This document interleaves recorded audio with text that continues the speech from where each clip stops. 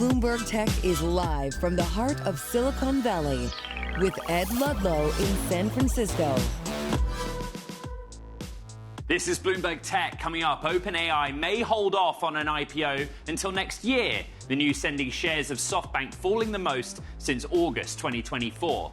Plus, global tech stocks drop after Apple's hardware price hikes from a memory crunch to dampened consumer demand. Is the iPhone next? And SpaceX's $25 billion bond sale is off to a rocky start. Cracks show as paper losses mount. It has been a bruising week for the AI trade, and memory has been at the heart of it. This Friday, Apple is rebounding, having dropped the most in 16 months on Thursday because it raised prices across hardware, excluding the iPhone.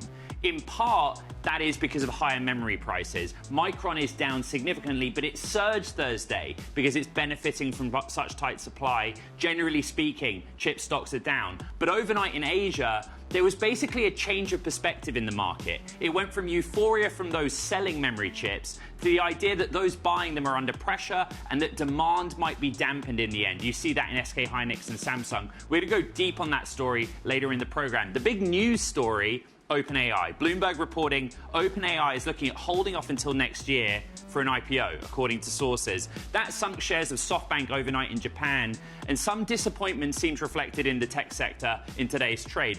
It's a bit circular because Bloomberg reports current market conditions are one factor behind OpenAI being in no rush. Bloomberg's Bailey Lipschultz, who leads our IPO coverage, is with us.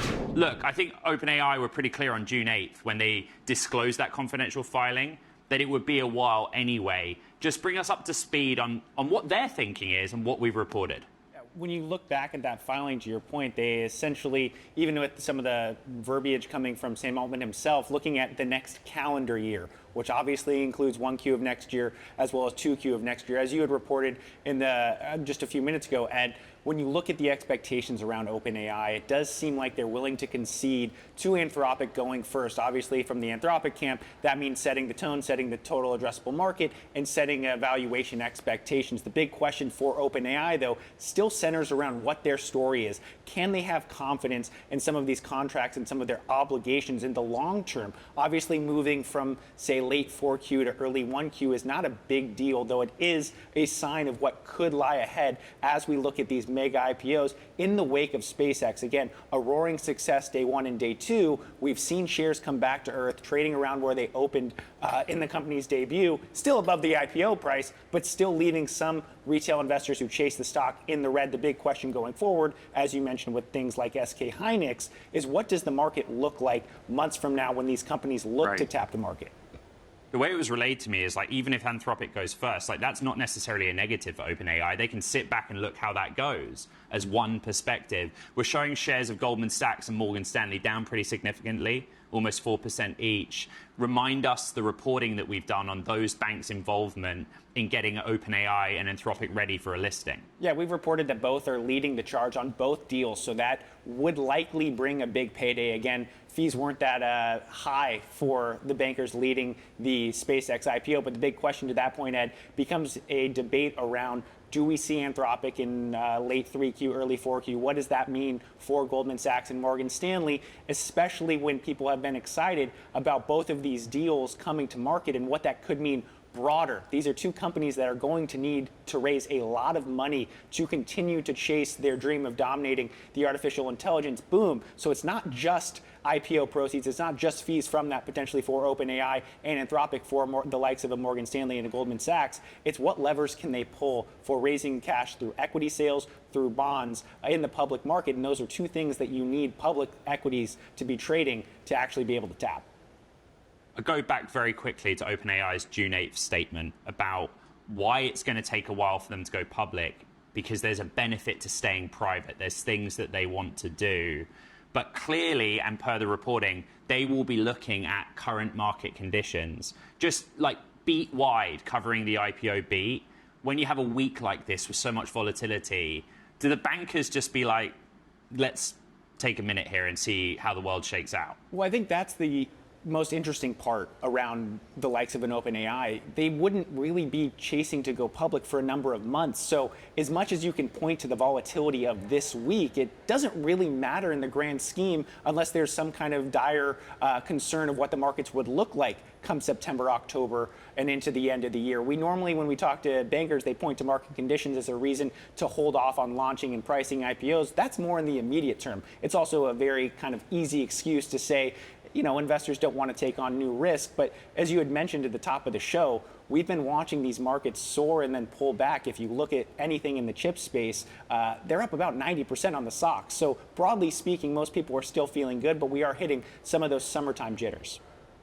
Bloomberg's Bailey Lipschultz, thank you very much. Samsung and SK Hynix are set to unveil massive AI-related investments on Monday at an event hosted by the president of South Korea. That's according to local media. Reports say Samsung could announce more than $600 billion in spending over the next decade, marking the largest such plans in the country's history. Meanwhile, SK Hynix has signaled it will expand production to meet runaway memory demand. Shares of both South Korean giants, though, tumbled on Friday in the Asia session amid a bit of whiplash this week for Asian technology shares, which ended basically on fears that in the end, memory demand might soften. We'll try and explain that in a moment. It doesn't take great memory to recall what sparked all of this. Yesterday, Apple announced price hikes across its hardware products line, citing unprecedented price gains in memory chips. Missing from the price hike list for now, the iPhone. Let's discuss with Nabila Popal, Senior Director at IDC, who leads their research and coverage of the smartphone handset market. In April, Apple said that the iPhone had been less affected by what's happening with memory. Does IDC think that the iPhone is next for potential price hikes? Hi, thank you for having me, Ed. Yes, absolutely. The iPhone isn't spared. This is just a delay. You know, iPhone's the largest revenue driver for Apple, and given the hike in memory costs, if they are to maintain their profit margins, there's no way that they're not going to increase the prices on the iPhones. I think what's interesting is that the level of increase, right? That's the question, is when and how much are they going to increase? So I don't think it's a matter of if, but really when and how much. And what we're thinking is, in fact, you know, the memory situation and the crisis has already been in talk and since late last year. So even in our last forecast, we'd already baked in the assumption that Apple is going to raise prices on iPhones. And our thought at the time was, you know, $100 on Pro Max models. But given, you know, the rate of increase that we saw at the Max going up to even 300 and 500 on some variants, I'm beginning to think now that it's going to go up as much as $200 on the Pro Max models. Nabila, I'm just going to reiterate that for the audience. So you had an assumption prior to the news yesterday that Apple would raise prices on the iPhone. And in your forecast, you assumed a hike of $100 to Pro and Pro Max models, a $50 hike to base models. Again, I know I'm asking you to repeat what you just said, but based on today's information, you think that actually those price hikes may be higher on smartphone or iPhone handsets?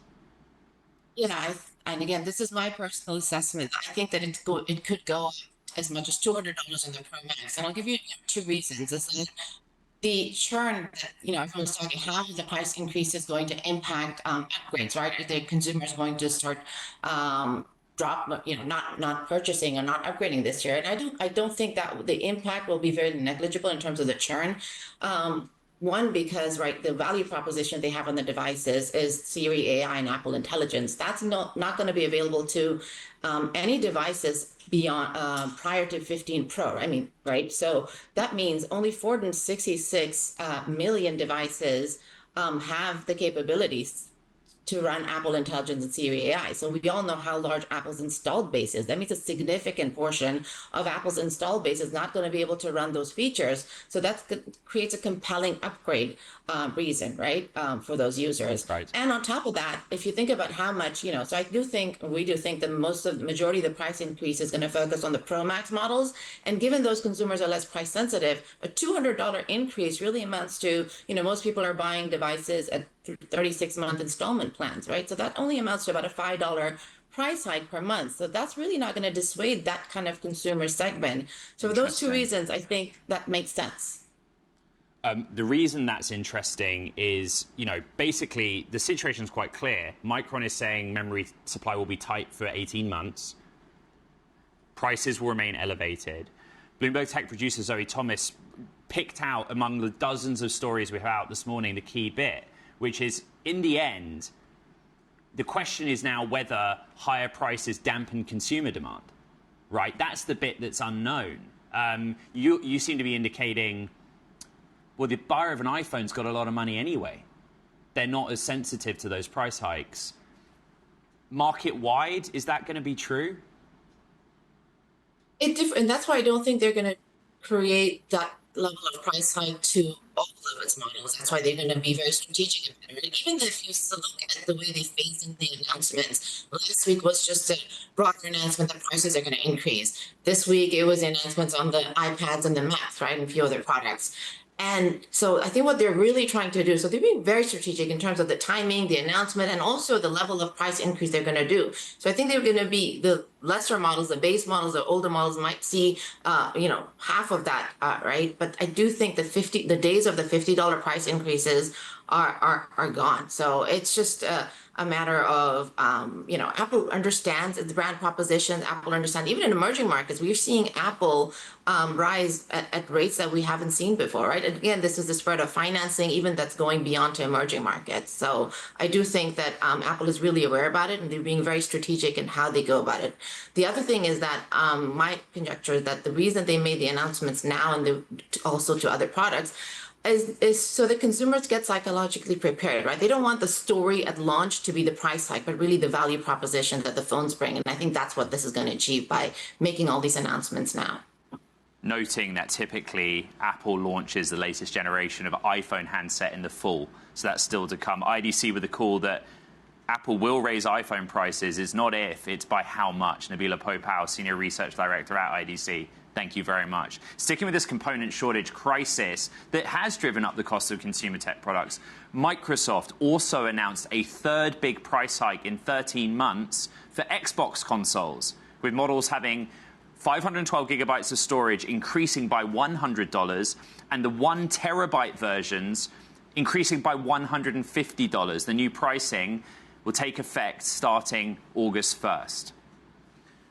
Coming up, humanoid robots are moving closer to the real world, but NVIDIA says the industry still needs to work on AI brains. We speak to Deepu Talla, VP of Robotics and Edge at NVIDIA. More to come. This is Bloomberg Tech.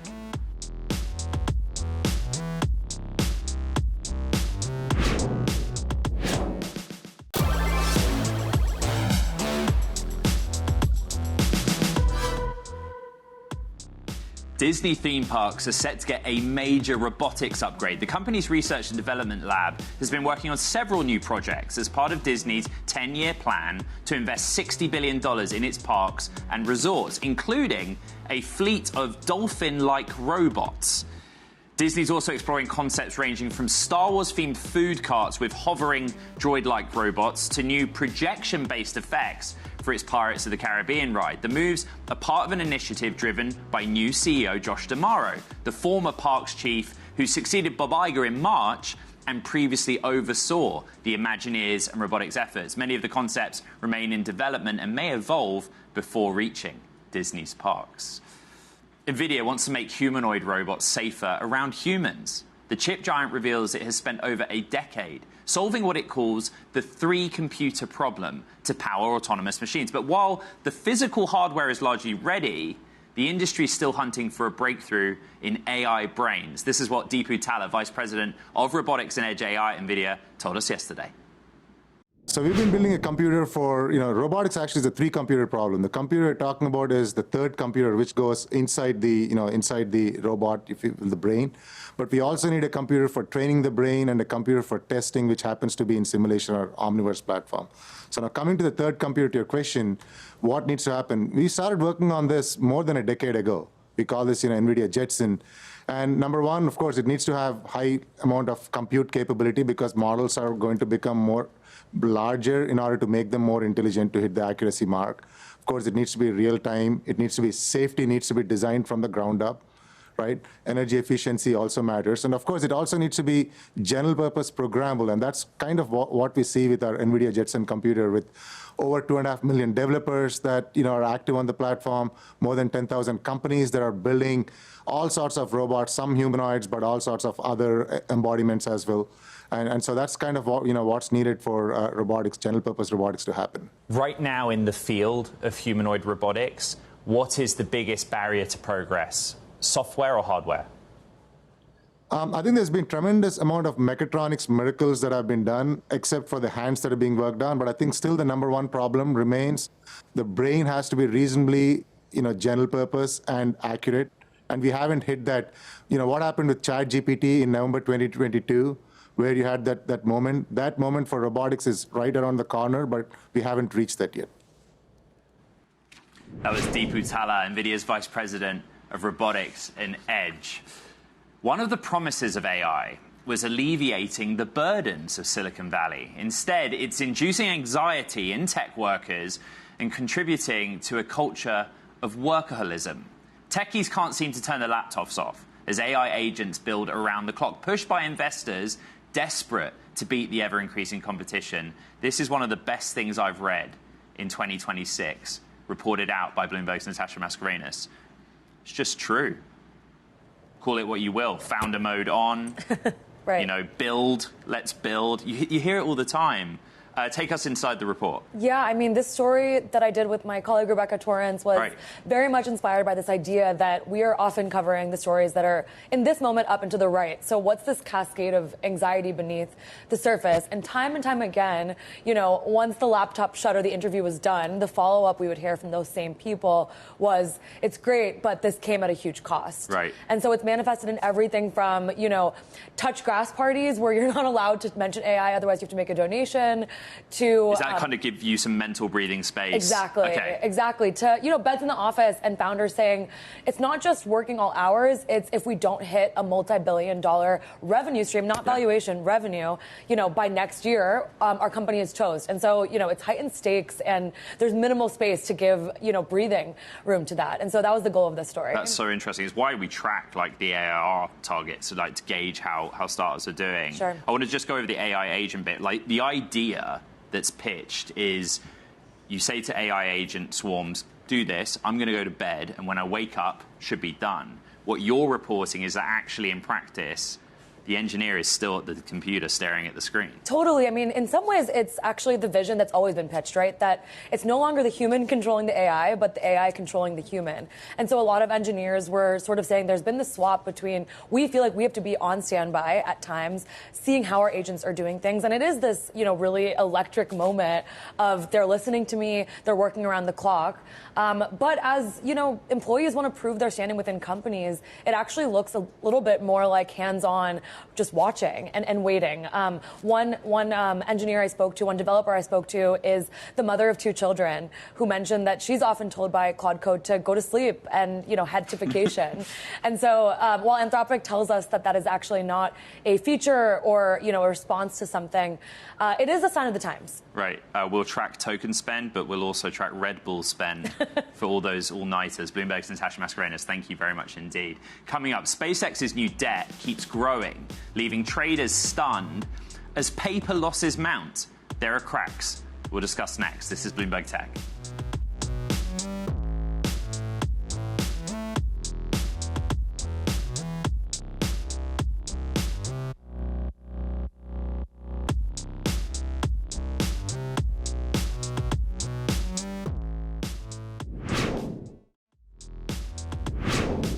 Tesla has quietly resolved a lawsuit stemming from a fatal 2023 crash that prompted a defect investigation into the car maker's automated driving technology. The attorney representing the victim's daughter says the case recently settled, though the terms of the settlement weren't disclosed. An attorney for Tesla did not respond to requests for comment. Bloomberg News reported last year that sun glare may compromise Tesla's camera-based driving system.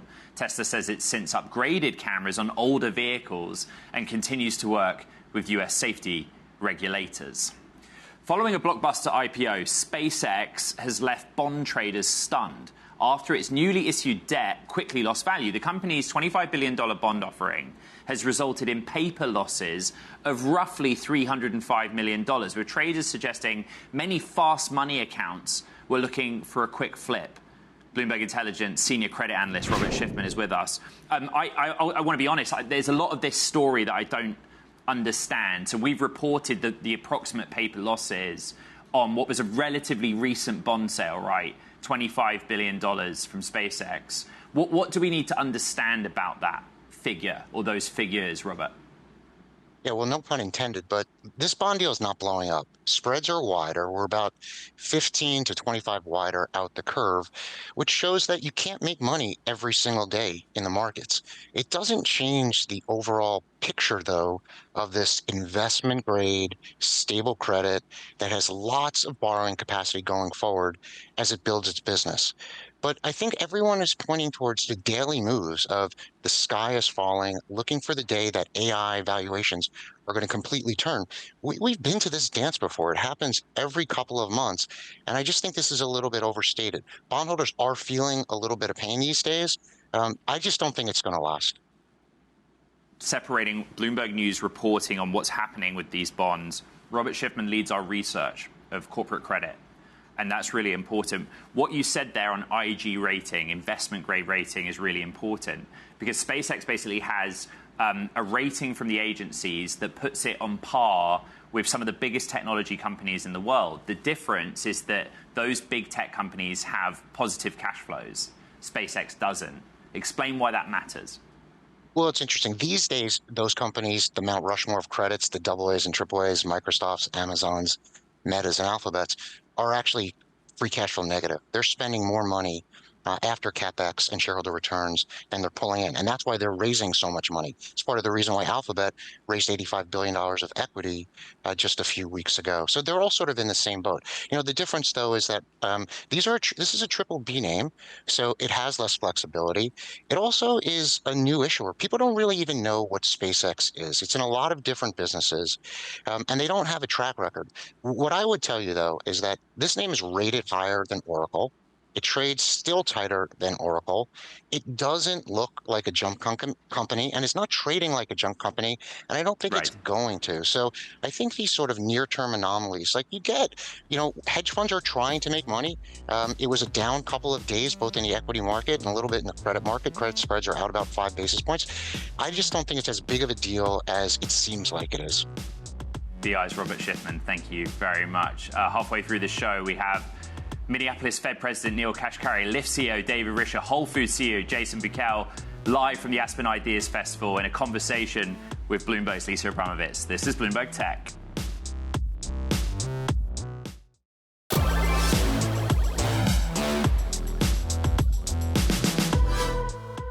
Welcome back to Bloomberg Tech. It has been a brutal week for the AI trade, but what's remarkable about it is it's in both directions. We have seen euphoria and big drops on equities with memory, the pricing and supply of memory chips at the heart of it. So Apple's up 1.4% right now, but remember, 24 hours ago, it was in a session where it had its biggest drop in 16 months. Micron is down 4%, but had a relatively unprecedented surge after a blowout earnings on Wednesday night. Overall, we're on track for the NASDAQ 100 at various points in this session to be down the most over a 5-day basis since April of 2025. So it kind of hangs in the balance. That nervousness went into the Asia session, where basically memory pricing and supply being tight has been good for the memory makers, Micron principally. But the perspective of the market's changed. So you see Samsung and SK Hynix, the two leaders in memory, down significantly overnight, because now the market's reacting to Apple raising prices on some of its hardware because of component costs, i.e. memory costs being higher. We're extrapolating out. The next phase of it is the question is, does this come full circle and dampen consumer demand? That's the difficulty of it. But it's been choppy trading. Again, in aggregate, the NASDAQ 100 is now down about 0.6% in the moment. However, on the week, at various points in the session, depending on where we close, it could have its worst week since April of 2025. Let's get back to our top news story today. That is that OpenAI is considering an IPO as soon as 2027 according to sources, a timeline that would potentially see it go public after its AI rival, Anthropic. Bloomberg's Anthony Hughes is here on the banks and IPO beat. Look, this is relatively consistent with what OpenAI said June 8th when it disclosed its confidential filing. But there is some jeopardy in the sense that the banks working on this are doing both OpenAI's IPO and Anthropic's, per our reporting. And what I put out earlier this hour is OpenAI seems pretty calm about the idea that they go third after SpaceX, Anthropic in the IPO sequence. What else do we need to know? Yeah, well, I think we've really portrayed this as a race between Anthropic and OpenAI to go public. But if that's the case, then OpenAI does seem to be losing the race. And as you say, I mean, they've really been giving off sort of mixed messages about how keen they are to really go. But you can see by their actions that they filed confidentially right after Anthropic did earlier this month. And I think certainly there's been a lot of mixed views around. I think from Anthropic's perspective, I think they seem to be ahead of OpenAI in terms of valuation, revenue growth, their ability to generate free cash flow over the next few years. So in that sense, Anthropic seems to be ahead of OpenAI. And I think probably there's a feeling within OpenAI that they don't want to be perceived to be behind Anthropic. But as you look at all the facts around the situation, it does seem like they are. Right. Anthony, let me just catch the Bloomberg Tech audience up on a couple of points. One, SoftBank shares in Japan fell significantly overnight, and the US-listed shares are down again today because the New York Times had initially published the report about OpenAI's IPO going to 27. Of course, SoftBank is massively economically and financially exposed to OpenAI. But we're also showing shares of Morgan Stanley and Goldman Sachs down pretty significantly in this US trading session. Our report came out an hour ago. Why would those two banks in particular be lower on this news without drawing too much of a direct or causal relationship? Yeah, well, I think there's just a sentiment around the fact that the banks are expected to do very well out of these IPOs based on the fees that they collected on SpaceX recently.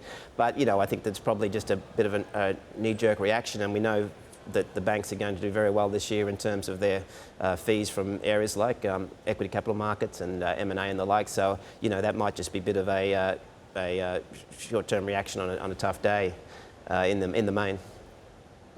There is a lot going on, and we're going to keep tracking it. Bloomberg's Anthony Hughes, thank you very much indeed. South Korea's stock market has surged about 200% year on year, powered by an AI-fueled chip rally. But extreme volatility and heavy reliance on just two companies may mean it's a bubble waiting to burst. Bloomberg Originals has the story. South Korea may have an ant problem. Although it's not these type of ants, but rather these. 코스피는 101%예요. 진짜. There are more than 14 million retail investors in South Korea who are called ants. Individually, they don't have much power, but collectively, they have a greater influence in the market. And these ants have been busy. Up by more than 100% so far this year. Just an unbelievable rally. It's really quite extraordinary what's happening in Korean stocks at the moment.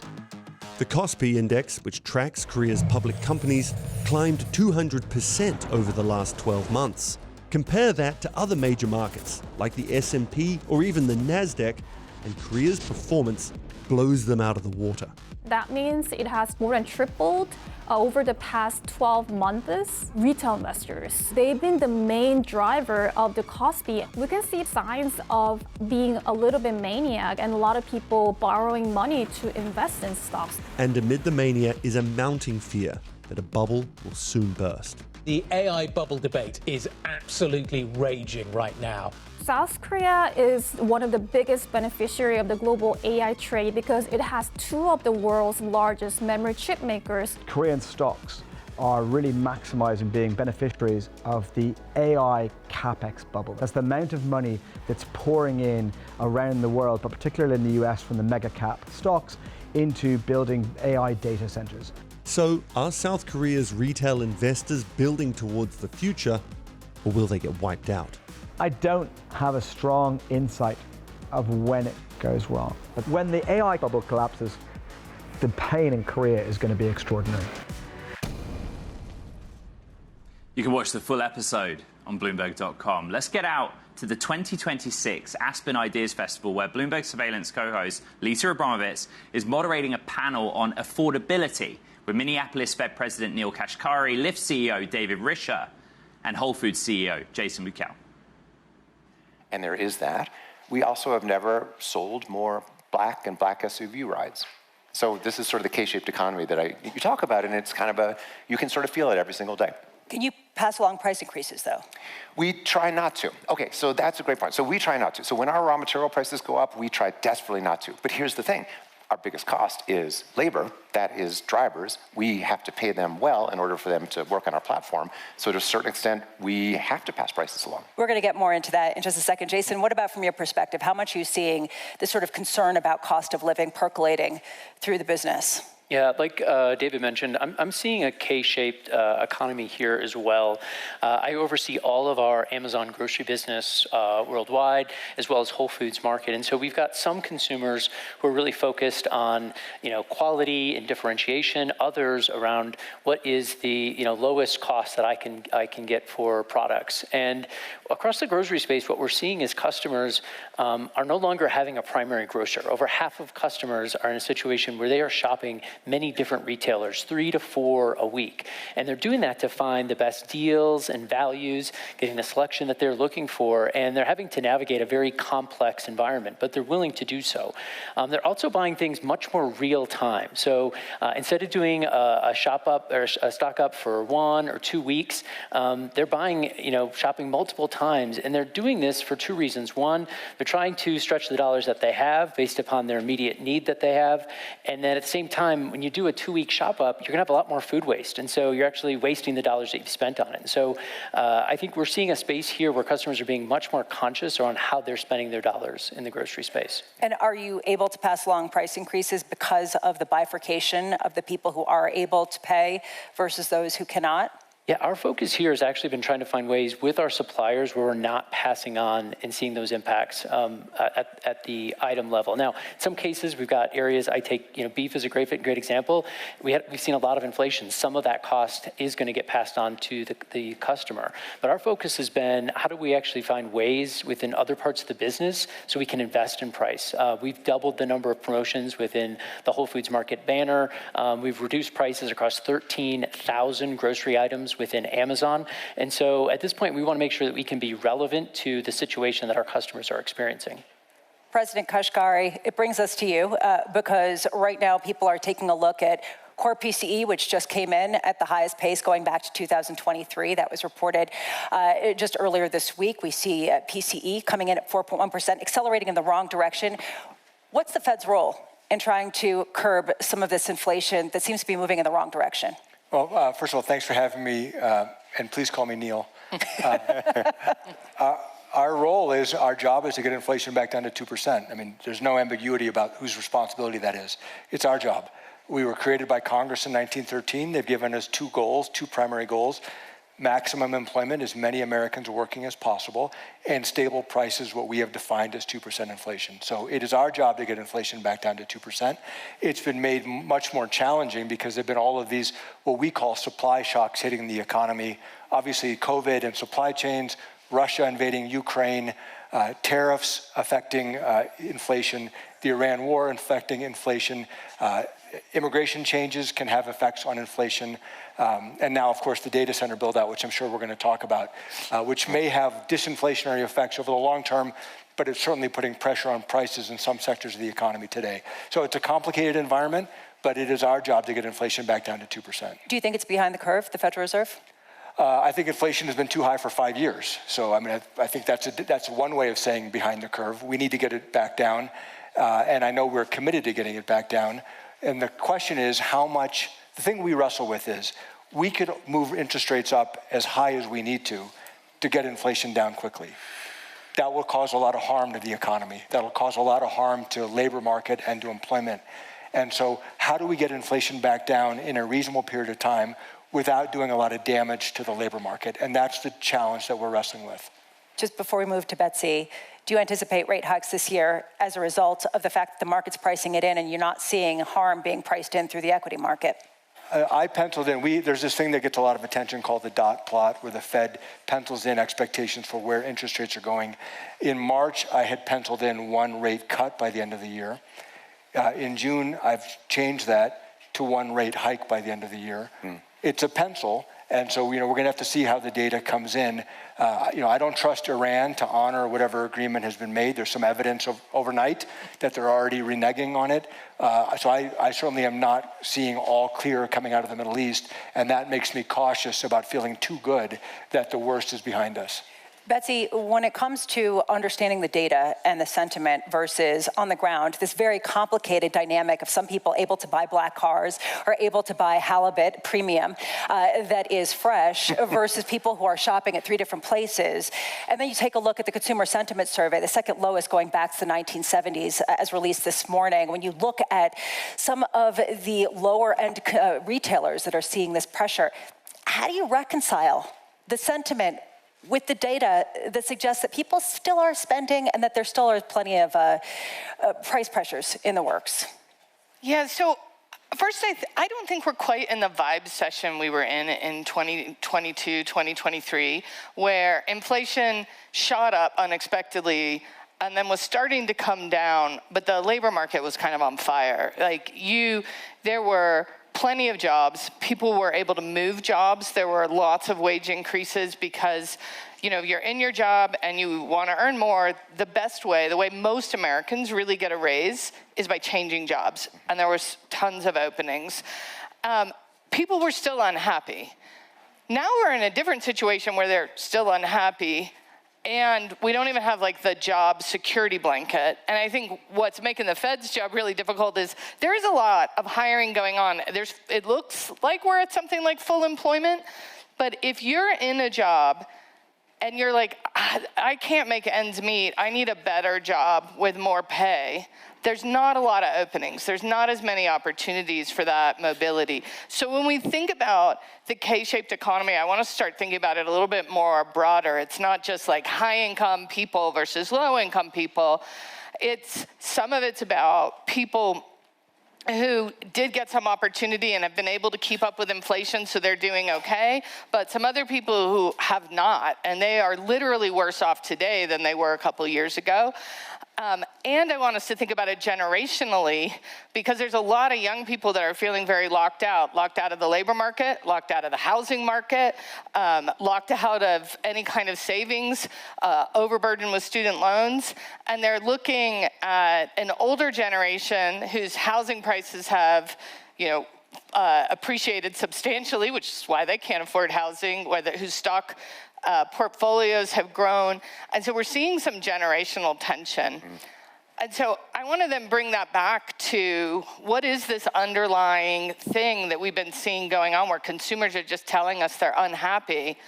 It is more than just the state of the economy right now. We've been seeing declining trust in big business. We've seen declining trust in government for 15 years, but actually even during the 2008 recession, we still kind of believed in business, not so much anymore. We're also seeing huge declining trust in capitalism overall. What's interesting to me when I dig into the data is people still trust free enterprise. So what they're basically saying is big business today is not the free enterprise of the past. It's a machine that's out to screw me. And so they're really feeling like there's a huge hassle factor where it's like a cat and mouse game with a business trying to get them and them trying to figure out how they get back at the business. That sentiment, I don't even know that it's just, narrowed in on the economy. It may actually explain some of our politics too. This sort of real frustration that I gotta defend myself in this, volatile, angry economy where everybody's out to get me. There's a lot to unpack there. I want to start with the first point about employment, because ultimately a lot of it does come down to what job you can get and how much you're paid. And David, from your perspective, you were hinting at this. You need to pay people enough to attract them.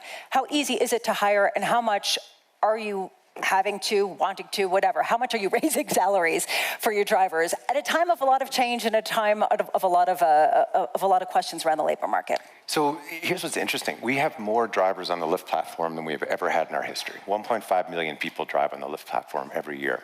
And I think what that suggests, honestly, is a little bit what Betsy's talking about. You have a lot of people who feel that they, even if they have a 9-to-5 job or some sort of regular job, need to have a little bit more, right? They want to save up for their kids' education. They want to save up for a trip to Hawaii, whatever it is. And so for a lot of people, about 85% of people who drive on the Lyft platform are doing it part-time. And a lot of them, frankly, are doing it as sort of supplemental income to get to the point where they feel like they can sort of make it to the end of the week, whole, all in. Gas prices are tricky for us. I mean, you just mentioned this, Neil. By the way, Neil, loving the hairstyle. I don't think we've gotten a chance to talk about this. I'll give you a good 10 minutes. Just Super good. If we could just have a moment on this. Excuse me. Anyway, I hadn't really gotten a chance to focus on that before. Anyway, as gas prices go up, obviously drivers start to feel pinched because they're responsible for paying for their own gas prices. So that forces us to go to work with third parties to try to figure out how can we create better deals so that they can save 8, 10, 12, 15, 20 cents at the pump. So I guess sort of the general point would be we have to raise salaries, wages over time, of course, to attract. We're doing that. That's why we have more drivers on the platform than ever. And we have to figure out a way to, frankly, not pass all those costs along to consumers because otherwise they'll get very angry with us. So it's kind of interesting, Betsy, to hear you talk because it's true. Consumers are very frustrated. I think businesses, in a sense, are frustrated as well. We're all trying super hard to make this work for y'all, but it's not easy. Jason, what about you? Yeah, I would say coming out of the pandemic, staffing was a challenge for several years. You had some folks who decided to pull out of the workforce altogether. There was just a lot of challenges, as Betsy was pointing to, a lot of availability where people can jump to. And it took a little bit for us to help balance that out. We did a lot of investment in base wages, benefits, also looked at ways to offer training and development. One of the areas that folks worry about is how do I have job security going forward? So we did some work in adding apprentice programs where team members have the ability to be certified in a trade that can both support their career at Whole Foods Market and at Amazon or more broadly. And we've seen a lot of success in that space as well. And the last area is adding flexibility. We know that there's a lot of folks who prefer to work multiple part-time jobs because they want to have balance in between different commitments that they might have with school or work or what have you. And so finding ways by which we could meet both what our employees and team members are looking for from an employment offering perspective, as well as the flexibility into how they work their jobs. And I'm proud to say we're back at a spot where we are at staffing levels before we were at the pandemic. And in some sites and locations, we actually have no availability and demand for folks wanting to come in and work. At a certain point, are you able to raise wages? Are you willing to raise wages? Are these higher paid jobs? Or are they same wage jobs or lower wage jobs? What's the character of them? No, I tell you, over that time frame I was speaking to since the pandemic, we've actually had to raise, base wages. We've enhanced the benefits that we've been offering.